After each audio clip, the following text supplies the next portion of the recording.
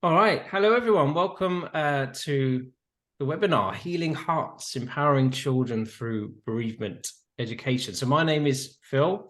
I'm one of the co-founders of a company called Book of Beasties.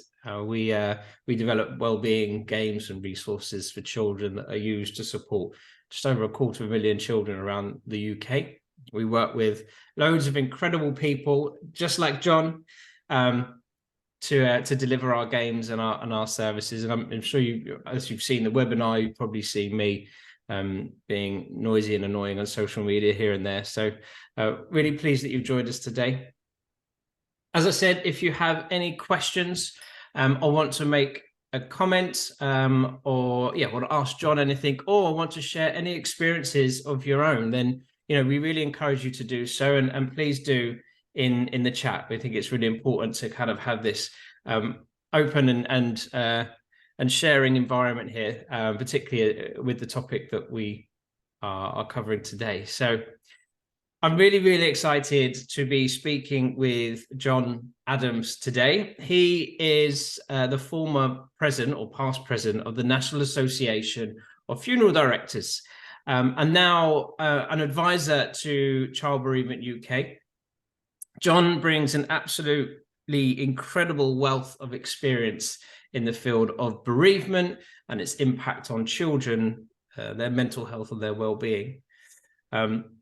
So John is also a launch partner of Book of Beasties as part of the launch of our Happy Heads card game, which I'll tell you a little bit right at the end, through which he's raising funds for Child Bereavement UK. But again, I'll tell you more about that later on.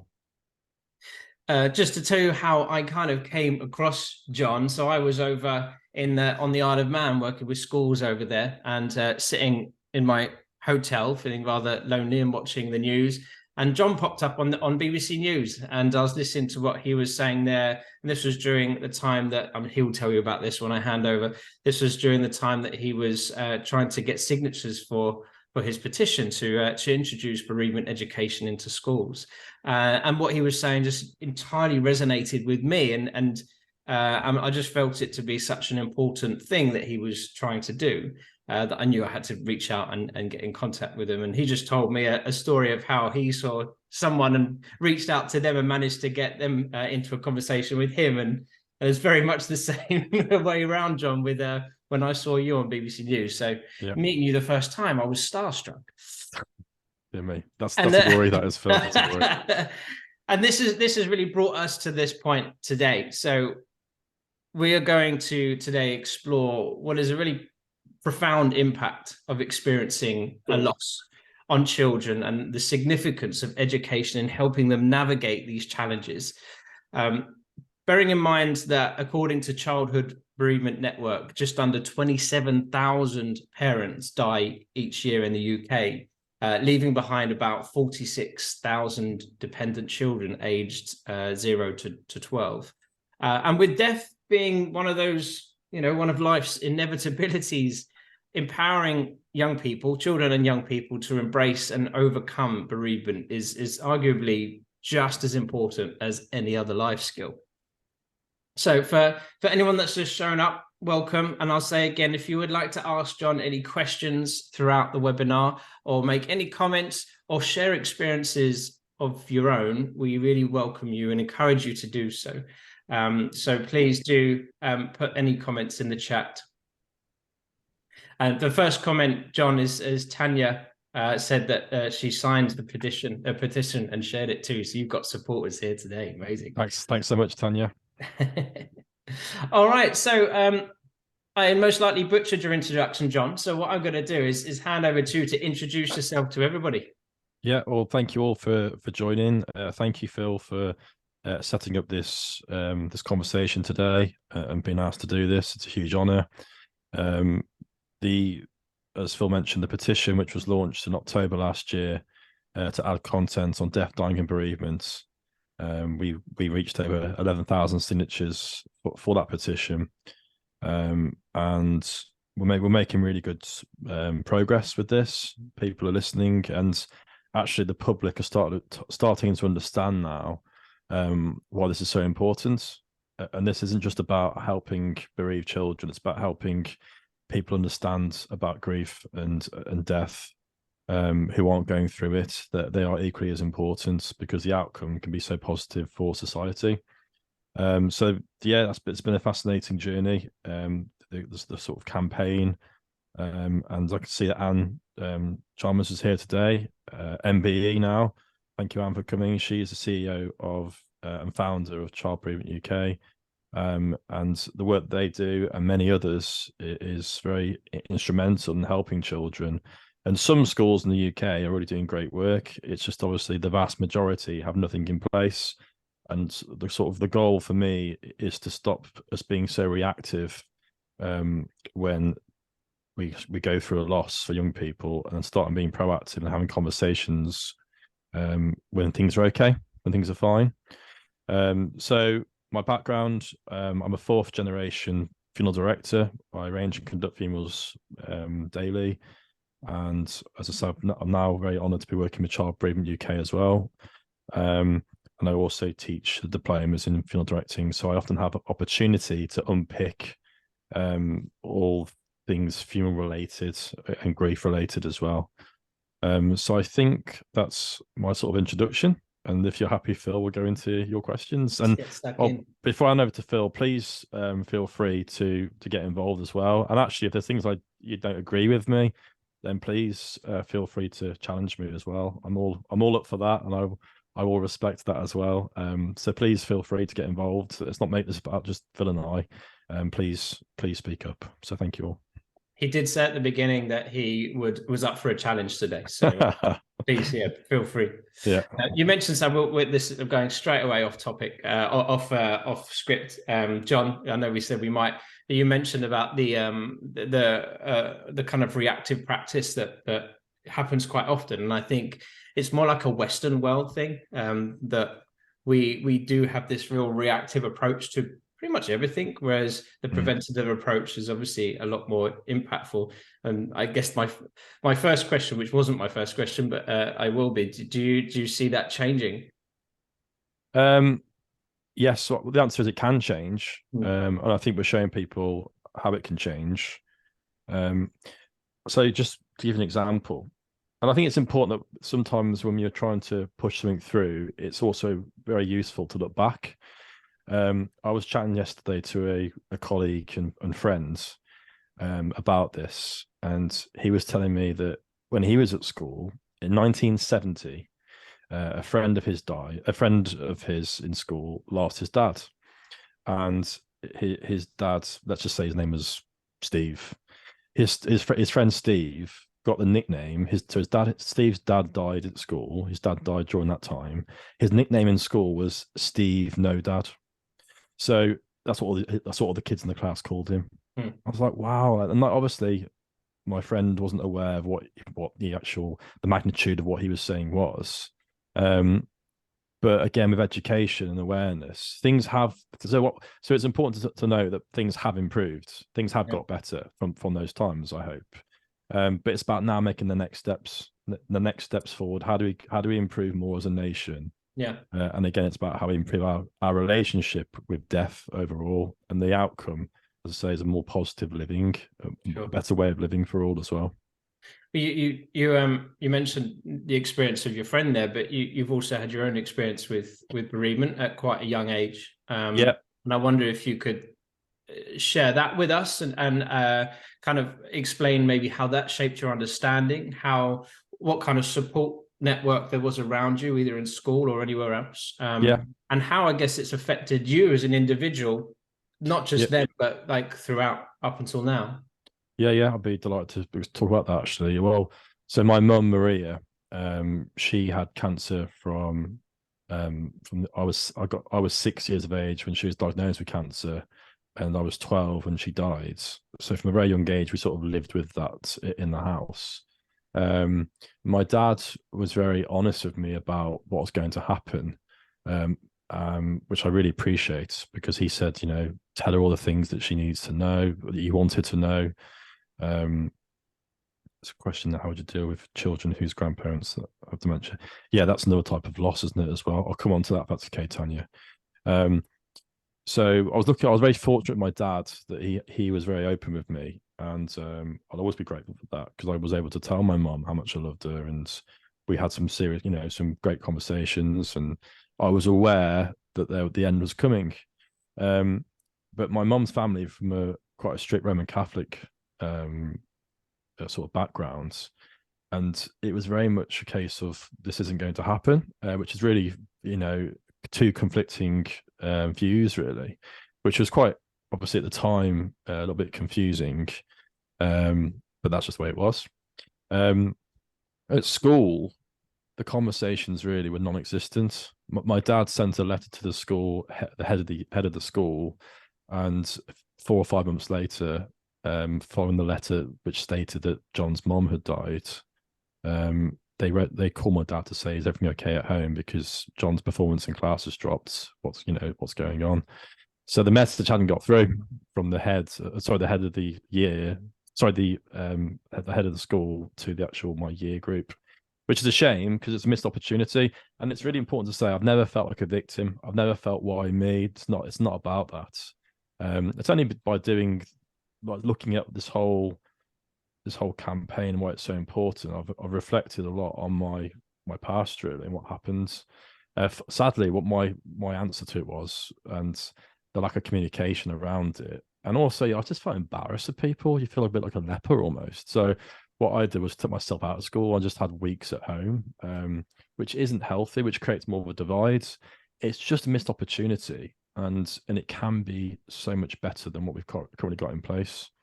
Why aren't schools more interactive with parents? Tanya, there, I think your question there, Tanya, I think it's a case of they're not sure what to say. I think some teachers just find it very uncomfortable and are scared making a mistake. And again, I've been asked about, well, surely, these conversations should be happening at home. But a lot of adults aren't sure how to communicate and have conversations around death. So that's why we have to go to the source and start it at a young age. But back to my own experience. But with my mum, that has shaped me. And with how I arrange funerals, I'm very mindful about how we give control to young people. And again, there's a huge opportunity to bring children in a safe way. And actually, what I find delightful now is when families will have conversations with children about coming to a funeral, being involved, and the kids say, actually, Mom, I'm okay, actually. And I say, well done, because that is as useful and as powerful as them coming as well, because they have the choice. And that's really, really important. I think some people think that I think all children should be involved in funerals. I don't think that's the case. I think all children should be listened to. That's what I'm trying to say. Yeah. What we'll do, keep the comments and questions coming, guys, and we'll address them at the end, just so we're not jumping backwards and forwards and stuff like that. But please keep posting them. There's some brilliant comments and questions in there. I think one of the key questions is, so we were talking before the webinar, we were talking about having children, and John, you've got your third on the way, 4 weeks away. Yeah. So this nice, calm, quiet, well rested face that you have at the moment won't last, I'm sure. No, the grey hairs are here. They are here. Trust me. But we were talking about how having children literally chemically changes you as an individual, but then so does trauma and traumatic events that could be brought on, or traumatic responses that can be brought on by bereavement and loss, and so it can physically and mentally change an individual when they experience such a thing. So I think with that in mind, why is education surrounding this topic so crucial? It's so crucial because I have a huge concern that in society now we are seeing a growth in disconnect in society. I think that people now are using online. I know this is useful for today, but for just generic conversations, they're using online, they're using messaging. We're seeing it in funerals. More people now opting for unattended direct cremation. So we are seeing a high level of disconnect in society, and I think that it worries me. It really concerns me.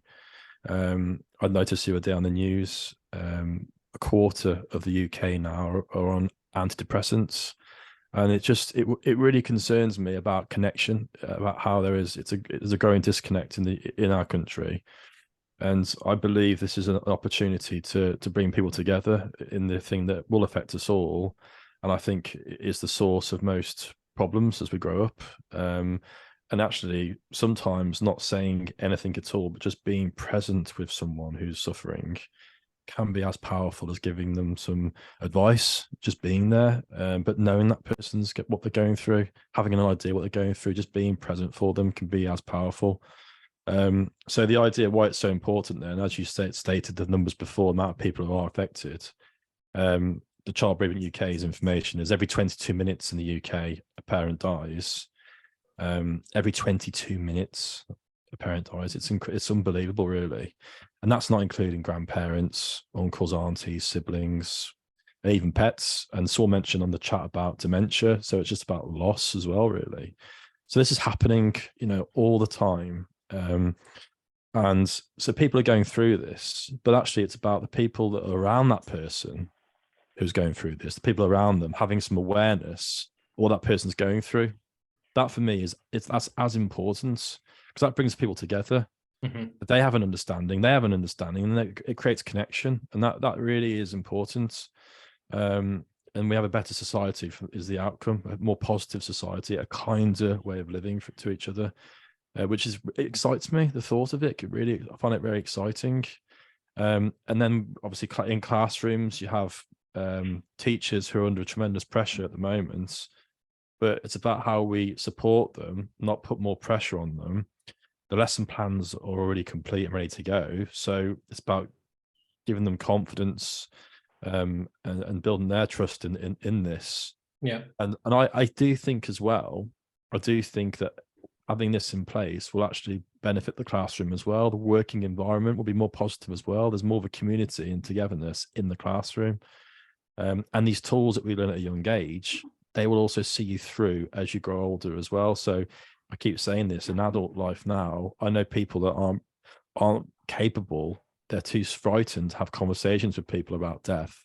Well, actually, because what they learned at a young age, they have the confidence and the tools to actually be able to communicate and talk to people who are going through this stuff. Again, that excites me about how much more of a positive society we have. It's quite prevalent in across the board, really, isn't it? If you look at like mental health education, it's very much a similar kind of thing. People are often quite hesitant to talk about it, and it's it's shrouded in stigma. It's quite a taboo topic, similar to bereavement. It's not something that you would talk about necessarily around the table in a restaurant or whatever. Yeah. And so if we can normalize that kind of conversation, then yeah. I just want to touch on as well that the comment from Tanya about and we'll answer the question later, Tanya. Sorry that we're just touching on it and not answering it, but dealing with children whose grandparents that have dementia, and I think maybe dementia is one of the most evil things that I think exists, because it's taken someone away from you bit by bit. My granddad had Alzheimer's and dementia, and he died from that, but it took a long time. And when we talk about, we shared stats about parents dying, and John, you quite rightly said that it's not just parents, so it's grandparents, it's friends, it's pets, and all these different kind of areas of people of loss have differing but very similar effects on the individual. So yeah, I think the education surrounding is just so important. Based on your expertise, what are some common challenges? And we said you can experience lots of types of bereavement in terms of direct parents or friends or whatever. What are some of the common challenges that bereaved children face, and how can this type of education really help address those challenges effectively? And I think we're kind of incorporating a few questions that have been here, because I think you can use similar things across the board, but we'll touch on them individually. So yeah, sorry, what's some of the common challenges that bereaved children face? Again, from my experience, when I lost my mum, I just felt very lonely. I felt as if, um, you know, who actually, no one was sort of stepping forwards.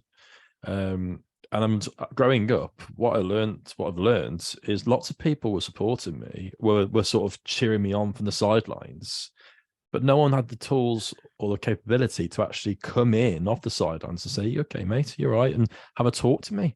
And I see it now. I see it now with young people who I've done funerals for, whether their family or mums and dads, and the parent, the living parent, their friends, they're all there wanting to offer their support and be there for that young person, but they're not sure what to say. So again, it's missed opportunities. It's missed opportunity. It's all there. It's all there, ready to connect up. It just needs to happen now. There's a question come through. I think a lot of children who I've worked with have said they don't like talking about this. Again, I think, is that the environment though? Is that the environment that's put in? That's what I would say about that. Is it the environment? And again, the challenges as well, a challenge around this. I've had some people say to me, well, what they're going to learn, you're going to put children in a very uncomfortable position learning about this. So it's not going to be learning about types of coffins or hearses or funerals. It's about the emotions we go through when we lose someone. Children are already seeing this stuff all the time. And they say, well, in what way? I said, well, all their stories, look at Disney. The vast majority of children that I'm aware of have watched the film Lion King. That still gets me now. But again, it's about breaking down. And when Simba loses his dad, how is he feeling right now? What's he going? Best pause. How's he? What are the emotions he's going through now? So we can break down those emotions. There's sadness. There's anger. There is confusion. There is guilt. Am I guilty? Have I done this? Is this all my fault? And then in a classroom, again, it's all age appropriate, but for the right age group to discuss those emotions. What does guilt actually mean?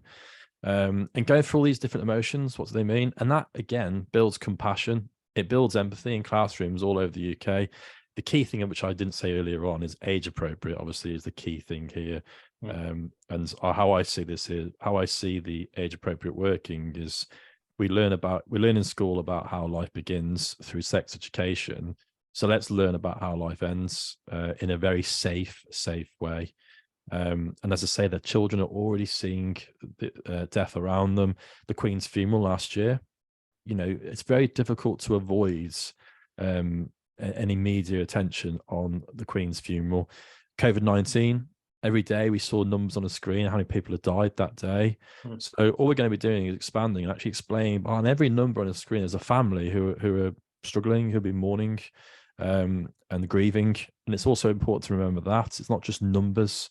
So it's just building empathy, it's building compassion. And I really believe you can build compassion and empathy. And as you keep going back to, the outcome is so positive. There's a comment from Anne saying that children often want to protect adults as much as the other way around. And that is so accurate, because you mentioned empathy. Children are just the most empathetic people that exist. It's straightforward. It's incredible. Yeah. It's straightforward. Can I give you an example very quickly, Phil, about communication going wrong with children? Yeah, sure, please. Which can create confusion. Yeah. And it can create further problems. I had a family got in touch with me about if their daughter should attend the interment of ashes for a young person. I think I've told Anne the story actually. Should their granddaughter attend the interment of ashes for their loved one, her granddad? And I said, well, how old is she? Asked the question. So obviously it's very unique. Every child is unique. Talk to her and see how she feels. Does she want to be there? She said, yes, she wants to be there, but she's a little bit confused at the moment. I said, okay. So, well, what have you told her so far? And she said, well, we've told her that Granddad's in the box in the ashes container. We've told her that Granddad has sort of shrunk down into this ashes box. I was thinking, I'm confused. And so he's now like a miniature version in this box. Again, they're trying to do the right thing. Okay, it's really important that as well. I'm not speaking ill of them at all. The opposite. As I said, well, do you want to come in with your granddaughter, and I'll talk to all of you and explain. I can answer any of her questions if she's got any confusion.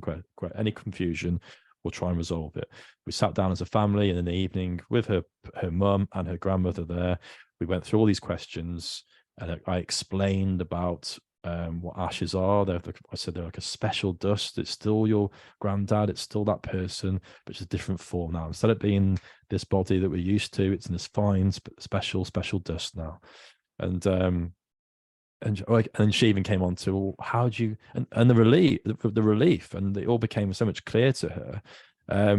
It was so straightforward, like you say, matter of fact, very straightforward for her.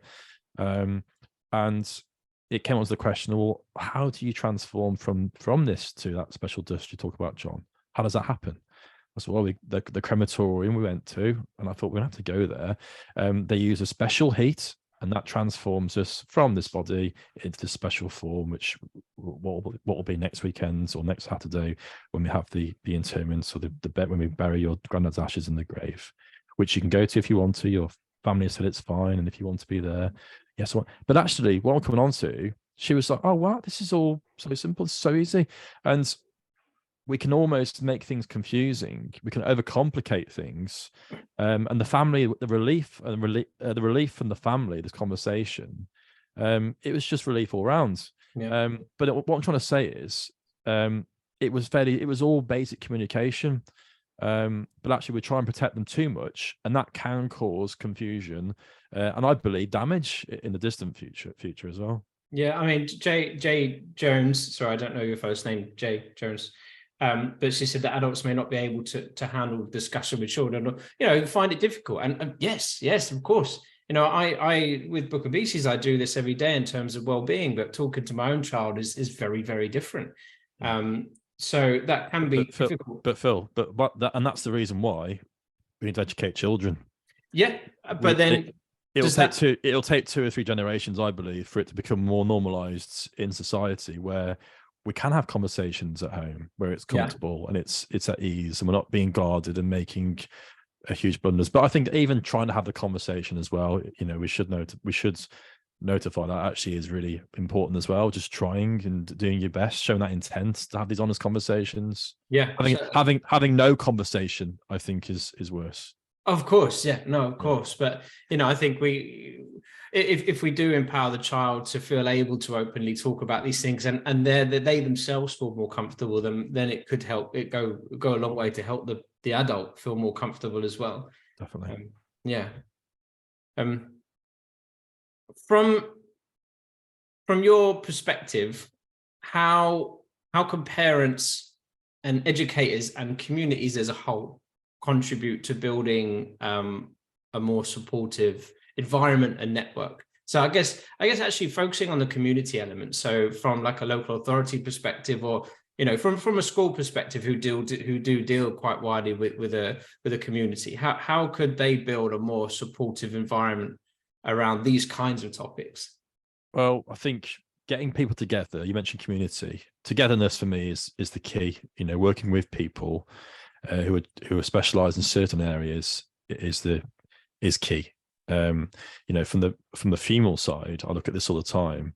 I wish we could I want to get everyone together, like a deceased journey from someone dying until the cremation or burial of every person that's involved in that journey for that person, and get them all together in the room and say, right, how do we improve this? How do we connect even more? How do we get stronger? And it's the same principles prior to that, when it comes to bereavement and grief. The school systems, bereavement counsellors, charities such as Child Bereavement UK, to connect it all up, making sure that everyone's aware of everybody. Signposting is the key to it all, really. And what's fantastic is, from one of the webinars I gave last year, early this year, the NEFD one I gave, one of the NEFD members was watching it at home. He told me this during a presentation I gave afterwards in the questions. His wife was in the background, was doing the ironing, just listening to what I was talking about. A week later, she was a teacher. A week later, she suffered, a child in the classroom suffered a loss. And because what she heard on the webinar, she was able to offer support for that child. very, very quickly. He got the whole school, all the teachers together very quickly, and he actually, that child received care straight away from the right places based on her listening to the webinar. So it can be done. It can be done, and it's happening. It's just making more people aware of where to go for this, where to go for the support. The support is all out there, as I keep coming back to. I'm not trying to reinvent the wheel here. The charities have the work in place, the tools such as your cards as well. It's all there. It just needs joining up, and that's what I want to try and do. And everybody is on the call today. Hopefully, we can do it together. Yeah, certainly. I mean, just to touch on that, if everyone's happy to be for us to collect email addresses, then we can share around certain resources and other bits of information that John shares today or has an idea of afterwards. Actually, speaking of resources, that's my next question. So outside of, I don't want to promote Book of Beasties at this point. So outside of what initiative, what initiatives in general or resources are available to assist not just educators, but also parents as well in providing effective bereavement education to children? Yeah, so during this campaign, what I found incredible, the amount of different types of organizations and groups all over the UK, doing great work. They're all coming, and they've got in touch with me to say, John, we're doing this in Bolton, we're doing this in Manchester, and there's some great models out there. So again, I'd love to see a joint piece of work, and hopefully once we get this through the Department of Education and becomes compulsory, there is a network of where you can go to for whatever tools and resources you need. So say Child Bereavement UK, they already have on their website all these tools and signposting. It's already there. It's just making people aware of where to look in these times. A family I looked after in Shropshire last year, he had 2 young children, and he had nowhere to go to for like a support group in the area. Since then, we've actually created a support group in Bridgnorth and surrounding areas to serve that need. Yeah. But again, though, it's about how we create a network where people can find this information a lot easier, rather than have to struggle to find something that fits their needs. So the answer is, the stuff is out there. It just needs connecting up and more awareness of trying to show people what's going on prior to the event. And I suppose that's what it comes down to, is our relationship with death, because usually people aren't looking for this stuff until they're in the storm. So it's about making people understand that having the education beforehand is critical, and then more aware of charities like Child Bereavement UK before the event. That's what my goal would be, really. Yeah, we've recognised, so we work with a lot of local authorities around the UK, whether social care and schools and foster homes, and what we've started to see over the years is a recognition of the lack of signposting, which is obviously really, really important, because there will be this incredible service in an area and no one knows it exists. So it almost makes it a bit of a void thing. So a lot of local authorities are now beefing up their signposting procedures and highlighting what is available, which I think is really, really great. Talking about your petition, which was amazingly successful and it got through to Parliament, what is the next steps for it? So the next steps in the autumn, the Department of Education will be carrying out a public consultation, and they have acknowledged the importance of learning about bereavements in schools. So the next step really is to feed into that public consultation, which is really, really important now. To keep up the media presence as well. So on the NEFD website as well, for everybody that's involved today, we do have a template letter which you can download and send to your MP. There's also an MP finder on there, so you can put your postcode in. It will give you your MP details, so you can write directly to them. And that, again, it asks for their support in this matter. So that's happening all over the UK at the moment. I'm getting letters daily from different people, mainly from the funeral sector, saying, here's a response from my MP, John. So again, it's about applying gentle pressure, so that the Department of Education can obviously incorporate it as a compulsory session, is what the goal is. Yeah. But you know, it's important to note, to sort of point out as well, that already with the work that we've done, I believe there's a positive outcome already. I feel like there is a small win because people are talking about it more. You know, even from what you saw on BBC discussing death and emotions and grief, you know, on national news, I think it's really positive. That alone raises the awareness. So, you know, it's important not to always, I'm always just like, on to the next, right? How do we achieve the goal? But actually, it's also important to look at what we've already done. So that's certainly. I mean, I think the success of your campaign as a whole, you know, beyond the petition, is, and it's done so well, and seeing your face kind of pop up here, there, and everywhere, even sorry when about that. even when I wasn't looking for you and stalking your LinkedIn, you know, you were popping up. So it shows you that there is a change of mindset. And you mentioned about so we're going to get onto kind of some key takeaways and tips that you can provide parents, specifically parents, I think, for that question, and guardians to support kids. But before we get to that, you mentioned about integrating this kind of education into a school, maybe their curriculum, or however you see. Well, how do you see them incorporating it? How do you think they're going to kind of build it into what they offer their pupils? Well, as I've mentioned already, you know, there are people like Project Island as well. They have a very successful model already in place, and the schools that are teaching this, the feedback is so positive. So I've been in touch with those schools, and I've asked them to feed into the consultation as well, to prove that actually the outcome is positive, that kids aren't running home screaming. It's all positive, it works. And as I've mentioned, the lessons and sessions are discussing the emotions. They're exploring the emotions that someone can go through when they suffer a loss. So that pretty much is again, it's difficult because I remember the 5 stages of grief. That always, you know, these bereavement models we have in place, it's important. I think we just noted, we realize that every bereavement is unique and different.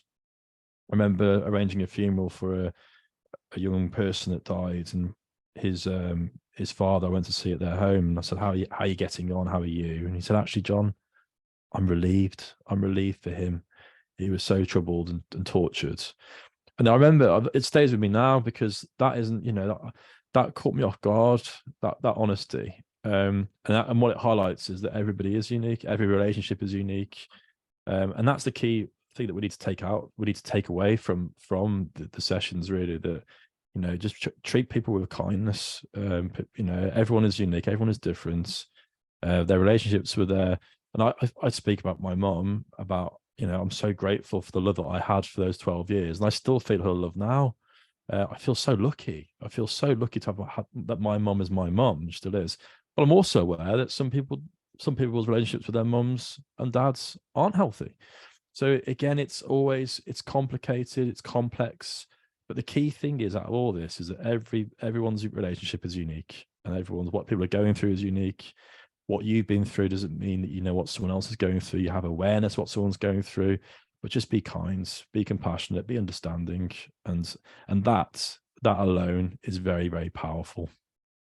Certainly. I mean, it's very circumstantial, isn't it, in terms of, you know, we not only do we process things differently, but, you know, yes, the event of someone dying is a single event, but then how you reach that event can you know, there is untold routes to there. So, you know, if as I think Tanya mentioned a couple of things there, dementia or cancer, you know, I assume, you know, you were talking about suicide there, and you know, all these different things, they create different types of trauma and different responses, and so yeah, it is about that compassion and you know, empathy for no matter what that person is going through, just to show. But Phil, wouldn't it be great though, for, you know, wouldn't it be great to learn about emotions surrounding a death before it actually happens? Totally. You know, why do I need to learn about emotions and dying? Why do I need to learn about it when my mum or dad doesn't come home from going to work one day? You know, that night they don't come home. That's when I start to learn about it. Well, I can't learn about it prior to that. Then actually, if that happens, I'm going to be in a stronger place, a better place. surely that's obvious. Preventative measures are just so important. Preventative anything is just so important, because we're all going to face adversity in life. We're all going to come up against something that's tough, and we're going to have to overcome it. And if you don't have the skills and the knowledge to do it, and up until that point, then you're kind of left on the back foot, and so if you can build up to something like that happening and be learning these throughout, then it's just going to be beneficial. With that in mind, I mean, I think a lot of education does start at home, where applicable to children, that they have a kind of stable home environment, a home life. So for parents and guardians as well, do you have any, I guess, key advice for them, ways in which they can support their child, some kind of practical things maybe that you could implement straight away if they were to go away today and work with their children? Well, as I said right at the start, actually, sometimes discussing and talking about all this, about, if someone has gone through a bereavement, going straight into it all and discussing feelings, emotions, it might not always be the sort of the answer straight away. It could be a case of just saying, listen, I know you're going through a lot. Just want you to know, I'm here. I am here. I am present for you. Whatever you need, if you need me anytime, I am here. And actually making sure that you are there. Don't just say this stuff and then disappear, or check in 6 months later. Be present. That is the key thing for me. Then obviously, those conversations, just expand on them, just sitting down and talking, going through things slowly. My kids now, I'm a big believer, in, if they make comments about how, one of my kids made a comment how someone looks recently, a year or so ago. And I said, what would you say if your brother said, if someone was talking about you like that? So again, it's trying to build that empathy and compassion and making them really understand. So when there's a film on, when there's a program on now, or something to do with death as well, if they ask me a question about it, I don't just say, I don't just disregard it. I'll talk it through with them. Again, they're 5 and 4. They are very young, so I don't go into like great detail. But I'll acknowledge it. I'll talk to them. And again, emotions and feelings. My eldest asked me about when my mom died. He's like, how, were you sad, Daddy? Were you sad? I'm like, yeah, I was sad. But how lucky am I to have that love that my mom gave me? I still feel it now, Jack. How lucky am I? It's still with me. So again, I always flip it over into a positive, really, and it's true. I do believe that. I do feel that. So, I talk in a positive way about it. My kids come to my mom's grave. I've told them, again, I'm not saying that we should do this with all children. I'm not saying that kids should be involved in every funeral service. I'm not saying that at all. I don't want people to think that I think that. It's not correct. Every child is unique, and it's up to the parent to protect. But again, I just think having conversations in a gentle way, it's not going to cause great harm. I was with a lady yesterday. Okay, so her husband died. She's 30. Her husband was 38, a year older than I am, and she's got a 3-year-old daughter. The funeral service was yesterday, and we spoke about it. And actually, it was for she used me as a sounding board about if the daughter should come or not. And actually, between us, and the outcome she came to was the daughter didn't come to the funeral service. But she's told her as a 3-year-old, that's far too young. Well, actually, her 3-year-old daughter is so switched on. It would actually be insulting for her not to tell her what's happened. And actually, I believe the damage she would cause her in the future.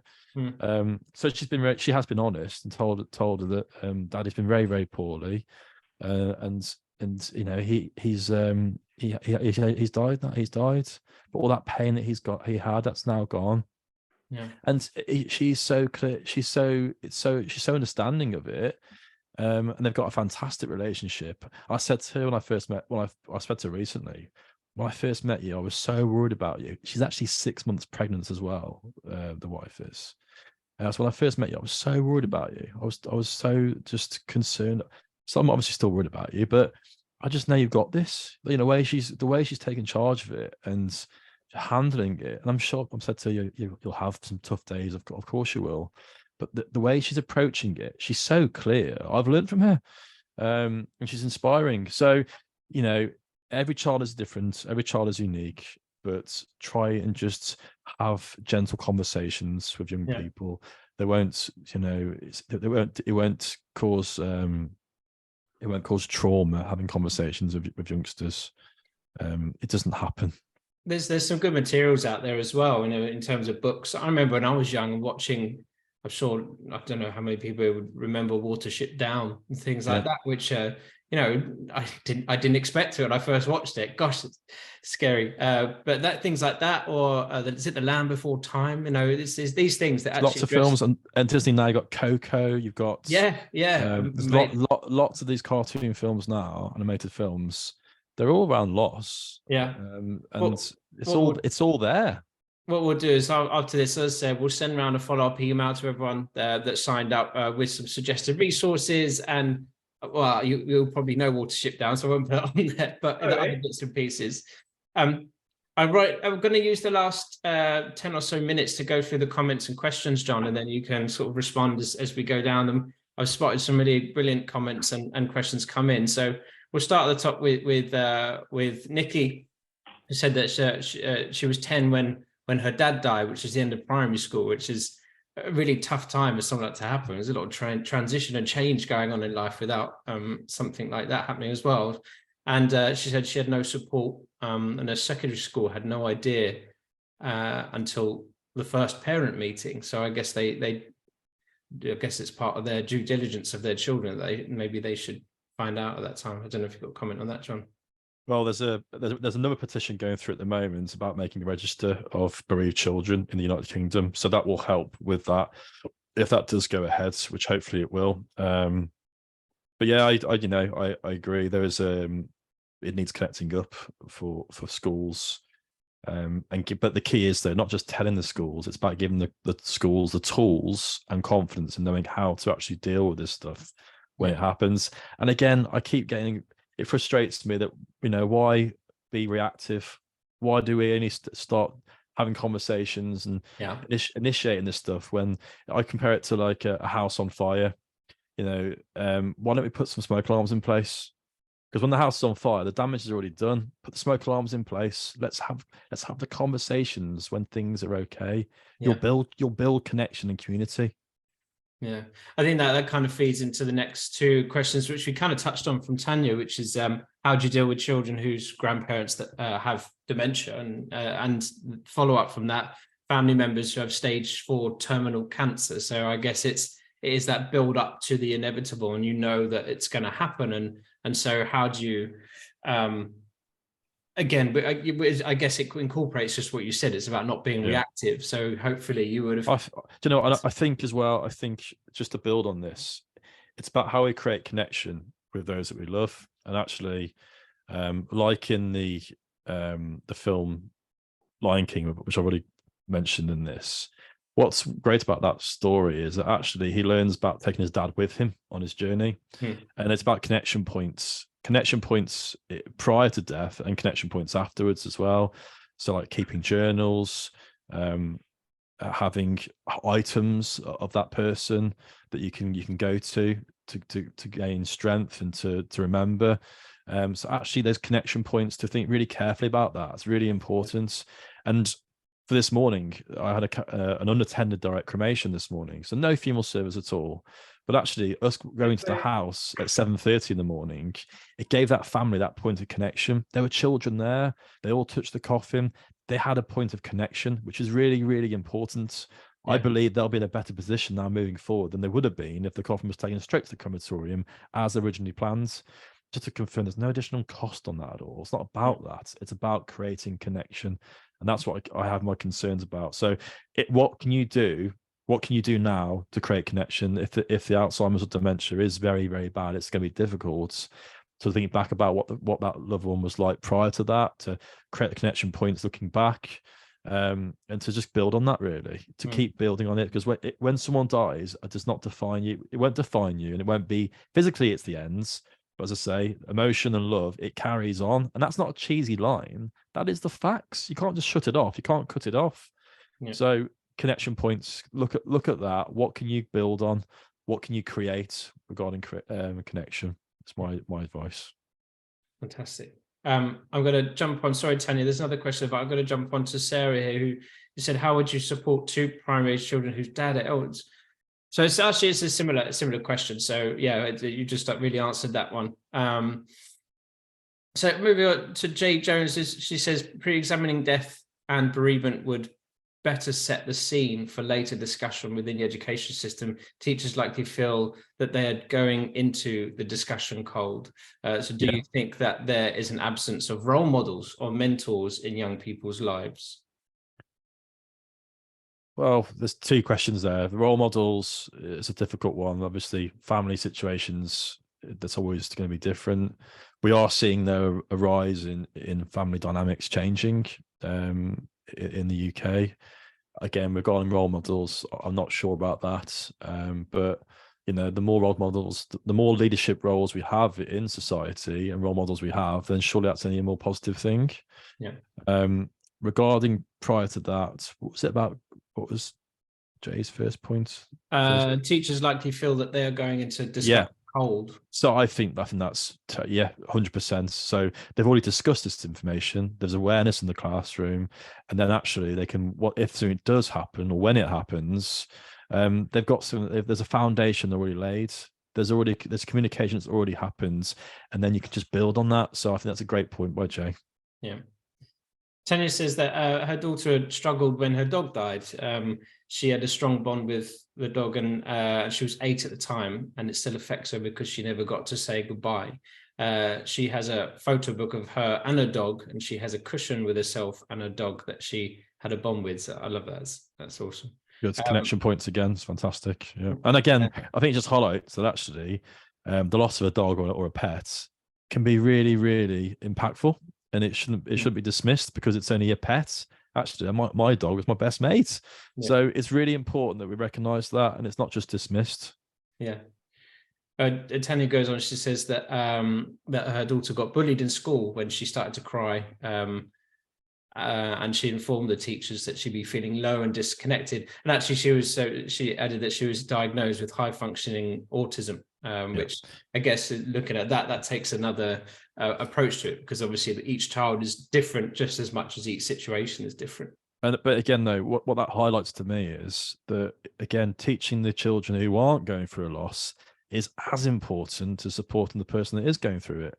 Because again, if they're aware in the classroom what someone's going through, and learning about it in advance prior to the event again, then they'll have an understanding that whatever they're going through, it's going to be difficult. So you know what? Let's just be kind to that person. So as I say, it's not just about educating and supporting the person that's going through a loss. This is about the wider impact on society. Yeah. There's a great opportunity here. Jenna says that she's working on a project which is supported by big change on bringing grief education into schools, and strongly believes in why this needs to happen, which is, it sounds like a really interesting project. Jenna, maybe we can all connect afterwards and learn more. That'd be great. Yeah, Michelle says it's about breaking down those barriers and creating dialogue and changing mindsets, which is, it's preventative. That's everything that you've been saying. Totally agree with that. Yeah, totally. William says, from my experience, families just want to talk about the deceased and people get scared about upsetting that person. Instead, after a month or two, people have moved on and expect the bereaving family to have moved on too and go back to work as if everything is okay. I think I've seen that before. People, obviously external people, get over things quicker than you do when it's affected you, and they kind of go, oh, come on, that was a little while ago now. But and William as well, it's a case of, we see it at the funeral services, William, don't we? William's the funeral director, and we'll see it at funeral services. Anything you need, just, I'll give you a call soon. And it's, again, how impactful, how much depth is actually there. And again, it's back to the meaning is correct, but are they showing up? Are they still there 2 months later, 3 months later? And as William says, quite often it can be a case of, just back to normality for the majority of people. Because again, people are busy. People have their own lives to deal with. I get that. That's the reality of it. But again, simple tools can be so powerful. You know, Yeah. just checking in, taking a bowl of lasagna around to someone's house 2 months later. Those small gestures, those small acts can be so powerful and so kind. Yeah.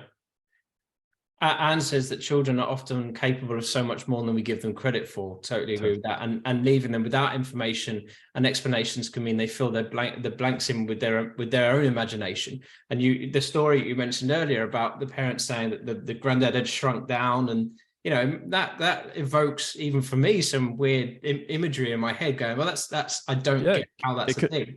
it confused me. It confused me. Well, I do talks at Seven Hospice in this area for young people who lost Yep. their parents, and I go on a panel with a vicar and a doctor.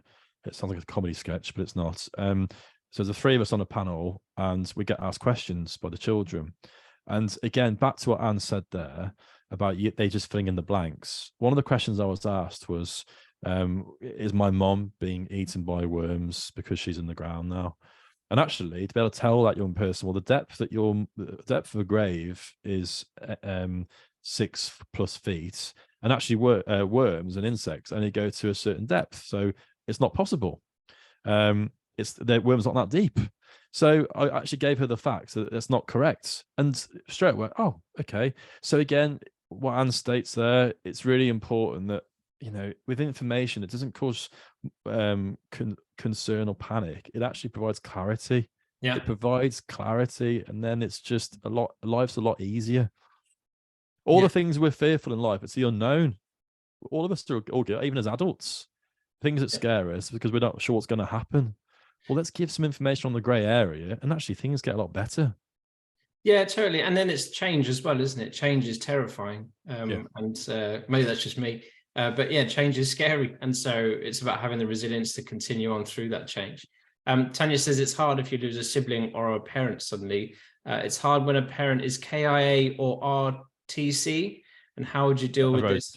So that's a road traffic accident. And so yeah, that's that trauma and sudden death, effectively. That's what we're stating here. And I agree. And again, having awareness prior to that happening, I think it's why it's so important, because I think actually, without going too deep and heavy, if we learn about that life isn't forever, in a very soft and subconscious way, we do actually have better lives. We're more grateful for our surroundings. We're grateful for our parents and loved ones. Yeah. So I think, again, it doesn't solve the issue. It's always going to be hard, and you can't take away sadness. But again, I think you'll have a better level of understanding.